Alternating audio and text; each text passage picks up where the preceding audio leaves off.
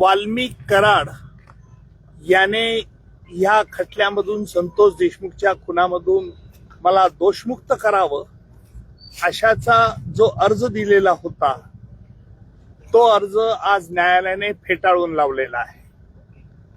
त्याचा अर्ज फेटाळल्यानंतर लगेच दुसरा आरोपी विष्णू चाटे आणि इतर सर्व आरोपींनी आम्हाला या खटल्यातून वगळावं, दोषमुक्त करावे अशा तऱ्हेचा अर्ज दिला। त्यावरती मी जोरदार हरकत घेतली।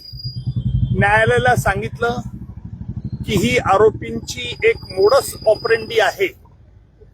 आरोपींना एकदा जामीन, एकदा दोषमुक्तीचा अर्ज रिजेक्ट केल्यानंतर परत दुसऱ्याने करायचा, तिसऱ्याने करायचा, अशा रीतीने वेळेचा अपव्यय करायचं, खटला लांबवत न्यायचा हा त्यांचा प्रयत्न आहे।